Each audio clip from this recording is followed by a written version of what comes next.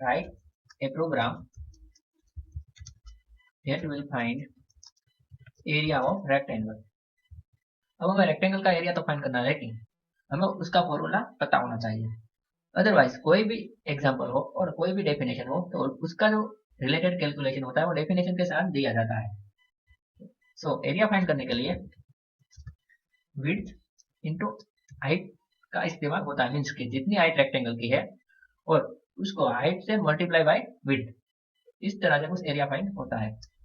तो पहले तो हमें क्या करना पड़ेगा, पहले हेडर फाइल इंक्लूड करवानी पड़ेगी, तो मैं कर देता हूँ।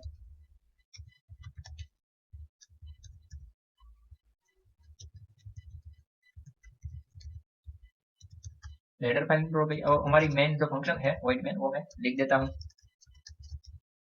तो वो भी हो गया। अब मैं वेरिएबल डिक्लेयर कर देता हूँ। मुझे जो विड्थ और हाइट है वो यूजर थ्रू गेट करवाना है, मीन्स के कौन सा स्क्रीन पर मैं मैसेज दूंगा enter the height enter the width, तो वो जो हाइट और विड्थ है वो यूजर अपने आप कोई भी डायनेमिकली डाल सकता है, तो उसके लिए तो वेरिएबल की जरूरत पड़ेगी। तो उसका विड्थ के लिए डब्ल्यू लेता हूँ, हाइट के लिए एस लेता हूँ। दूसरा, हमें जो है वो एरिया फाइंड करना है, तो उसके लिए मैं एरिया करके एक वेरिएबल डिक्लेयर करता हूँ। तो ये 3 वेरिएबल मैंने डिक्लेयर किए। CLR SCR का यूज करता हूँ क्योंकि मुझे जो प्रीवियसली आउटपुट हो उसको इरेज करना है। अब मुझे विड्थ और हाइट है वो तो यूजर थ्रू गेट करवानी है, तो उसके लिए पहले मैसेज देना पड़ेगा एंटर द हाइट, तो हम प्रिंटफ फंक्शन का यूज कर सकते हैं एंटर द हाइट कुछ इस तरह से। और वैल्यू को रीड करवाने के लिए स्कैनफ फंक्शन का यूज होता है, तो स्कैनफ फंक्शन का यूज इस तरह से होता है, डबल कोटेशन करना है, उसके अंदर जिस भी वेरिएबल की वैल्यू हमें गेट करवानी है, मीन्स यूजर थ्रू एक्सेप्ट करवानी है। इधर मुझे हाइट गेट करवानी है, तो हाइट तो हमने जो वेरिएबल इधर क्रिएट किए हुए हैं वो इंटीजर टाइप के हैं, और जो हाइट के लिए मैंने एच वेरिएबल लिया है तो वो इंटीजर डेटा टाइप का है।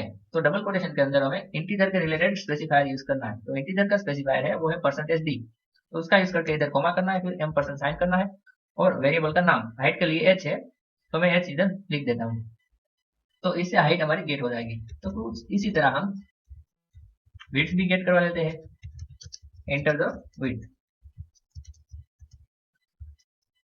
तो उसके लिए भी स्कैन है double quotation mark type specifier percentage D then comma M percent sign and variable name.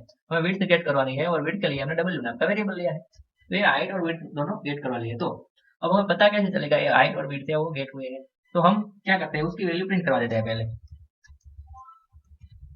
Print F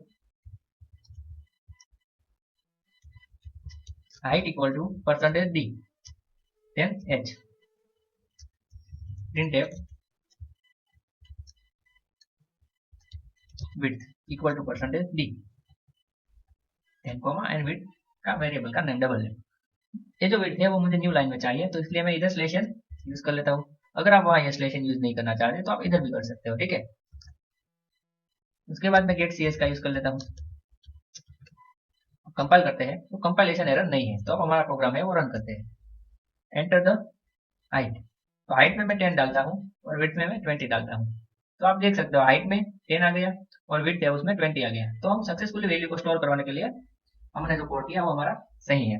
तो अब हमें क्या करना है, हमें एरिया फाइंड करना है, तो एरिया नाम का वेरिएबल ऑलरेडी हमने लिया है, और एरिया का फॉर्मूला क्या है, विड्थ इंटू हाइट, तो वही फॉर्मूला हमें इधर इस्तेमाल करना है, विड्थ इंटू हाइट और सेमीकोलन, इससे एरिया फाइंड हो जाएगा। अब एरिया की वैल्यू हमें प्रिंट करवानी है, तो क्या करना पड़ेगा, प्रिंटफ का यूज करना पड़ेगा। उसके बाद area equal to percentage D comma N variable का नेम, ऐसा करने से हमें एरिया भी मिल जाएगा। कंपाइल करते हैं इसको और एग्जीक्यूट करते हैं। तो हाइट में मैं 10 डालता हूँ, विड्थ में मैं 20, height equal to 10 width equal to 20, area equal to 200, mean height into width तो 200 हुए, लेकिन एरिया है वो नेक्स्ट लाइन में नहीं आ रहा है क्योंकि मैंने स्लेशन का यूज नहीं किया, तो इधर मैं स्लेशन का यूज कर देता हूँ। तो आगे height equal to 10 width equal to 20 and area equal to 200, तो सक्सेसफुली हमने ये प्रोग्राम है वो बिल्डअप किया। लेकिन डायरेक्टली आपको आउटपुट जो स्क्रीन में मिल रहा है वो आउटपुट किस तरह से मिलता है वो आपको आइडिया नहीं है, तो उसको मैं ट्रेस करके बताता हूँ आपको। अगर आप स्टार्टिंग पेज में हो तो आपको प्रोग्राम ट्रेस किस तरह से होता है उसका ख्याल होना चाहिए। तो पहले तो आपने क्या किया है, 3 वेरिएबल डिक्लेयर किए हैं, विड्थ हाइट एंड एरिया, ठीक है। इसके बाद क्लियर स्क्रीन, इसके बाद प्रिंट पे आएगा, वो प्रिंट करेगा एंटर द हाइट, तो आपको एक कंसोल स्क्रीन पर ऐसा मैसेज आएगा एंटर द हाइट, इस तरह से। उसके बाद आपका जो कर्सर होगा इधर ब्लिंक होगा, ठीक है। उसके बाद स्कैनफ फंक्शन आएगा, स्कैनएफ फंक्शन में वो इधर उसे टाइप स्पेसिफायर है वो परसेंटेज डी मिलेगा। इससे जरिए वो इधर चेक करने के लिए आएगा कि मेमोरी में कोई एच नाम का वेरिएबल है स्टोर है, वो चेक करेगा यस मेमोरी में एच नाम का जो वेरिएबल है वो स्टोर है, और परसेंटेज डी मीन्स कि इंटीजर टाइप का वेरिएबल है, तो यस एच है वो इंटीजर टाइप का वेरिएबल है, तो इसलिए वो मेमोरी में पर्टिकुलर एड्रेस पर मीन्स के जो एच नाम का वेरिएबल है उसमें वो वैल्यू ऐड करने के लिए देगा, तो हम उसमें ऐड कर देते हैं 10, ठीक है। तो उसके बाद डायरेक्टली प्रिंट आएगा, तो वो है एंटर द बिट, ये मैसेज है वो प्रिंट करेगा, ठीक है। एंटर द बिट, तो बिट में उसके बाद स्कैनएफ फंक्शन आएगा, उसमें टाइप स्पेसिफायर है वो परसेंटेज डी है, comma M percent and W, ठीक है। तो फिर से हम एक वैल्यू रीड करवा सकते हैं, उसमें मैं 20 डालूंगा, तो फिर से नेक्स्ट लाइन में कर्सर आएगा एंटर प्रेस करने के बाद। उसके बाद आता है प्रिंट, तो वो कितना प्रिंट करेगा, पहले हाइट इक्वल टू इतना जो है वो प्रिंट करके देगा,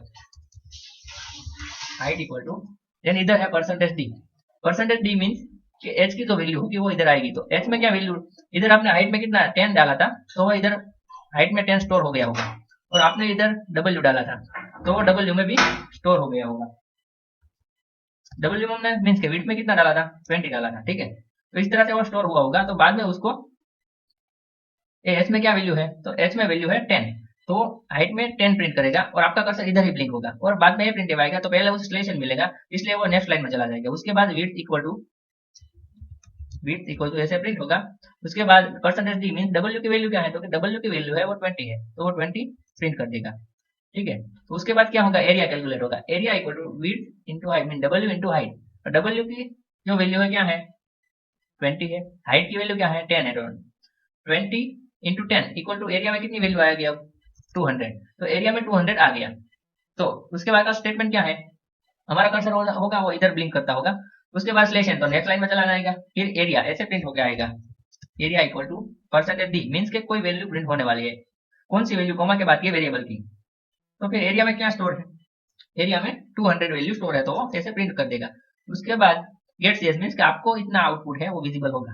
देख ले, अगर हमें हाइट में 10 डालना है, विड्थ में 20, तो हाइट में 10 विड्थ में 20 एंड एरिया इक्वल टू 200 आएगा। तो ये हुआ ट्रेस। प्रोग्राम किस तरह से कंपाइल एग्जीक्यूट करता है वो मैंने आपको बताया, कंपाइल करते हैं और एग्जीक्यूट करते हैं। Enter the height 10, enter the width 20, height equal to 10 and width equal to 20, area equal to 200। तो मैंने जिस तरह से प्रोग्राम ट्रेस किया उसी तरह से आपको कंसोल में आउटपुट मिल रहा है। तो इस तरह से प्रोग्राम को ट्रेस किया जाता है, ठीक है। अगर आज का वीडियो आपको पसंद आया तो वीडियो को लाइक कर दीजिए, अगर कोई भी क्वेरी हो तो कमेंट कीजिए, और अगर आपने अभी तक मेरा चैनल को सब्सक्राइब नहीं किया तो चैनल को सब्सक्राइब कर दीजिए।